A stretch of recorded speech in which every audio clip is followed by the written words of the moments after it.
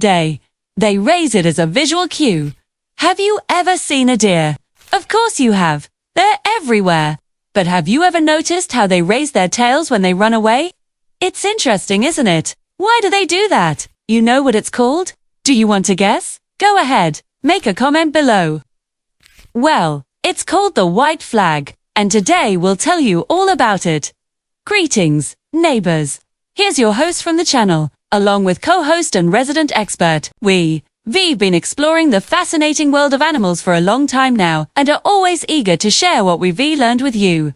So if you love animals, be sure to subscribe so you won't miss any new episodes.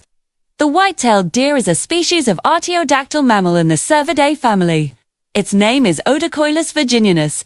Other names for it include white-tailed deer, Virginia deer, or gray deer.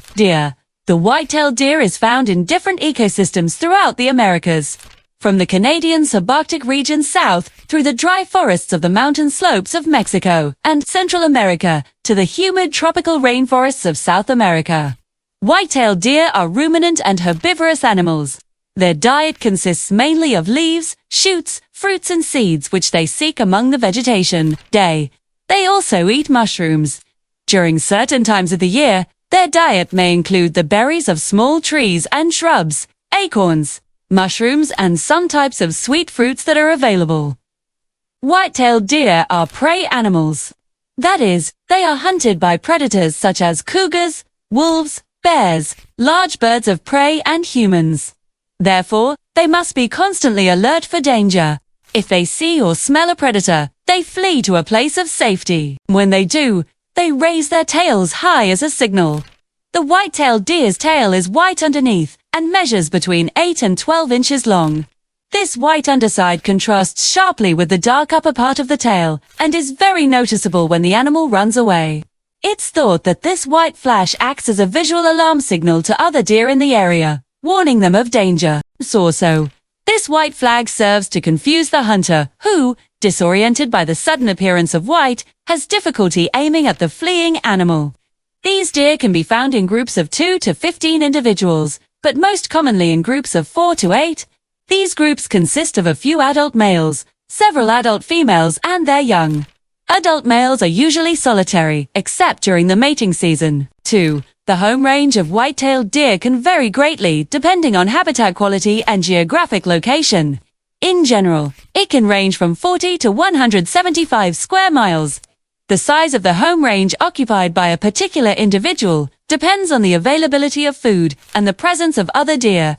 If food is scarce, or there are many other deer in the area, the home range will be smaller than if food is abundant, and there are few other deer. White-tailed deer are generally active during the hours of daylight, known as twilight, but they may be active at other times as well. They are crepuscular, which means they are most active at dawn and dusk. However, they can be active at other times, especially when there is little or no danger from predators. White-tailed deer are polygamous.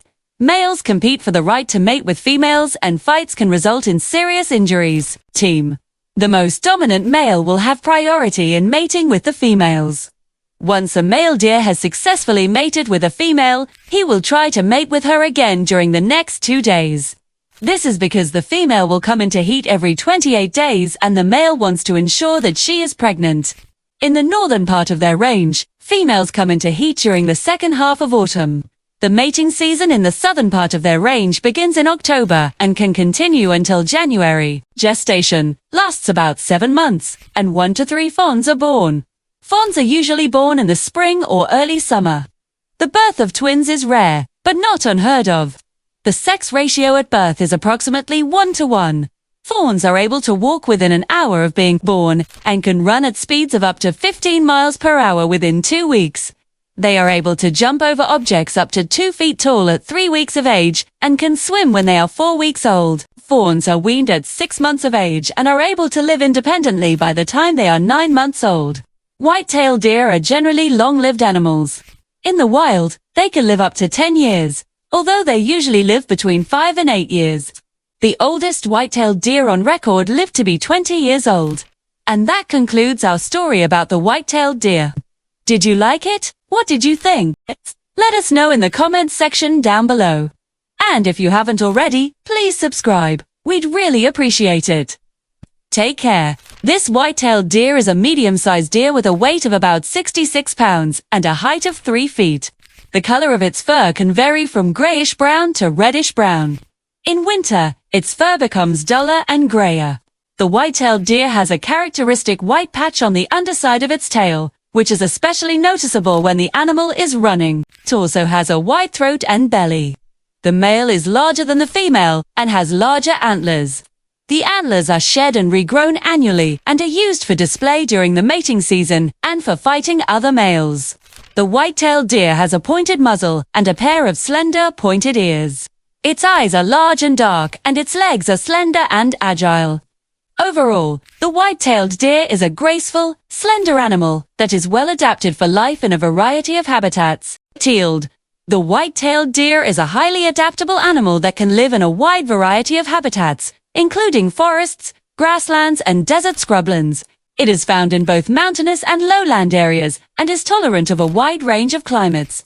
In general, white-tailed deer prefer areas with dense vegetation cover, because this provides them with the necessary concealment to hide from predators and to ambush their prey. They are particularly fond of areas with an abundance of food, such as forests with an understory of shrubs and herbaceous plants, as well as open areas where grasses and forbs grow. White-tailed deer are also attracted to areas near water sources, such as streams and ponds, as well as agricultural fields where crops such as corn and soybeans are grown.